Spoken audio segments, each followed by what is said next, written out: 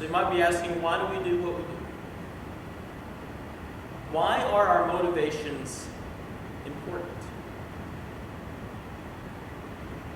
Look, there are even some really great people out there with lots of money, billionaires out there, who will go out in the world and give out lots of money and do a lot of good things. Are you trying to say that their motivation is wrong? There's even people out there who have no money, who dedicate their entire lives living in Africa to serve people, to serve the poor, who aren't Christians. Are their motivations wrong? What I'm trying to say is, I don't know what their motivations are. I don't know if they do it because, they want everyone to see how wonderful a person they are. Maybe. Maybe they're doing it, so that they find a sense of purpose in helping other people. I don't know what their motivation is. Maybe they just want to do good. But that's not the Christian's motivation. See, Jesus wants us to know that the motivation behind our actions is only one thing. Our motivation should be to trust God with more and more of our lives, and to trust ourselves less and less. Our motivation should be to trust God with more and more of our lives, and to trust in ourselves less and less. It's about trust. It's about trusting God with every part of our lives. Trusting God with more of our money. Trusting God with more of our relationships. Trusting God with our family. Trusting God with all of our life. Trusting in God more and more and more. And the people that Jesus continued to rail on about this were the Pharisees.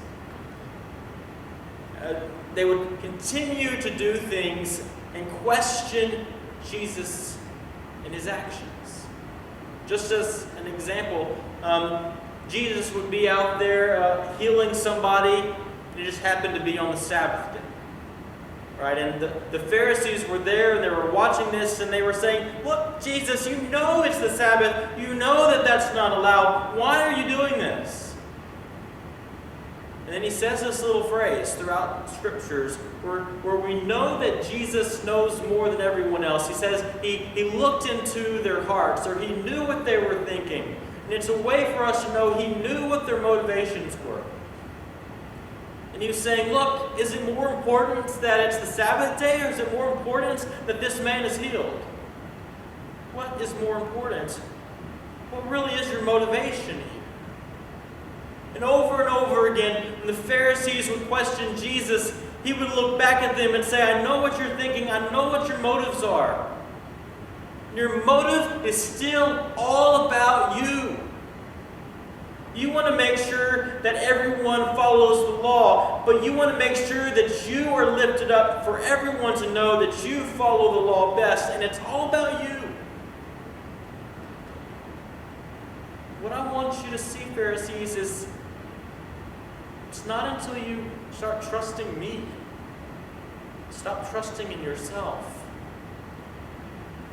It's not until you get your motives right that you'll completely understand the kingdom of God.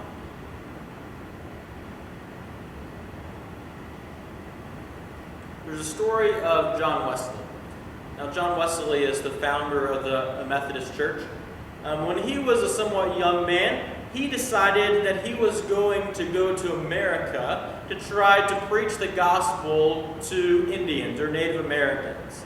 So he got on a ship from England and showed up in Georgia. Now, when he was in Georgia, he got appointed to a church, and every time he had the opportunity, he would go out and try to find Native Americans. because he had heard a rumor that they were hungry and eager to listen to the gospel. But the truth of the matter is that once he got there, the Indians could care less. They're just trying to use him. This began to really demoralize John. To make matters worse, he fell in love with a girl. And then all of a sudden, she married someone else right up from underneath him. Ultimately led to the point where he was pretty much kicked out of the United States. On his way back to England, he began to question his motivations and why he even went there in the first place. He found a friend in London, started talking with him. And his friend said, "I think you're right. I think your motivation has been all wrong, John. You've been trying to go to America. You were trying to do all these things to prove your worth before God. And that's not the way it works. There's nothing you can do to earn your way to God, to earn your righteousness. It's just been about you. You need to get to the point when you realize that it's all about putting your trust in God. Trusting in yourself less and less." He began to pray about this, think about this, and eventually he had this big conversion moment when he began to realize this for himself. He began to trust God with his life and to trust in himself less. The amazing thing is that it was after that point that God truly began to bless his ministry. It was after the point when John finally got his motivations right that the Methodist movement began to spread like wildfire throughout Europe.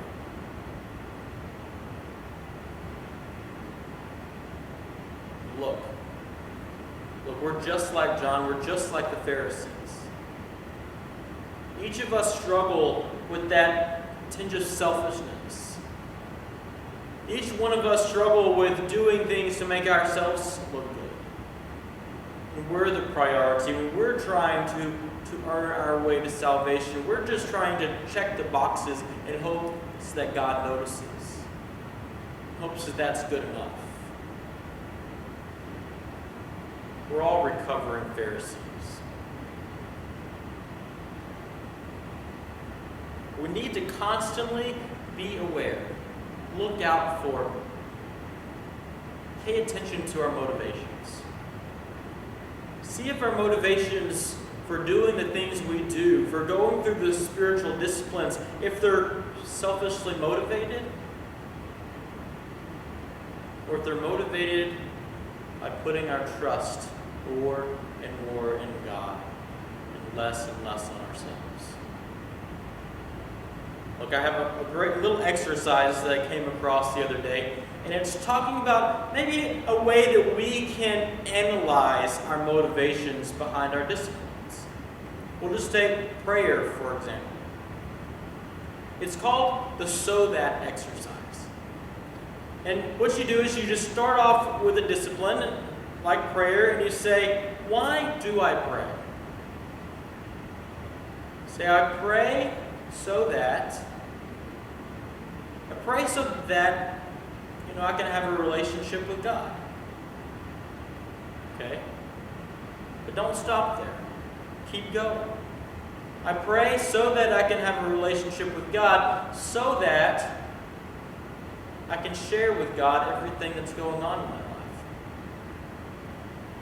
So that I can stop worrying and trying to do everything myself.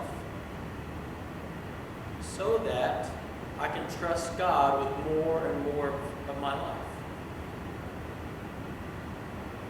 You can do this with why do you give to the church. You can do this with why do you worship. But I just ask you this week, just pick a spiritual discipline. Pick something and analyze it. Go deep and see, why do I do this? What is my motivation behind why I do what I do? Is it selfishness to make myself look good? Is it selfishness to try to earn my way toward God? Is it just to check the boxes? Or is it so that I can learn to trust God with more and more of every aspect of my life? Look, you don't have to do this alone. That's what the church is here for, right? I invite you in your small groups this week to do this exercise and say, look, I don't even know why I pray. And ask somebody, can you help me to learn how to pray? It's not all about myself. Or maybe you've realized that you're praying it for selfish reasons and you're saying, look, this is what I'm doing. Will y'all pray for me so that I can begin to change? That I can begin to be doing these things by trusting more of my life with God? Can you pray with me that God would help me change my motivations? I know that there are plenty of people around that are happy to pray with you about this, that are happy to teach you, to guide you, to walk alongside of you as you begin to analyze your motivations and begin to learn to do the things it is, the disciplines of this church, in a way where you trust more and more in God and less in yourself. Can you practice that this week?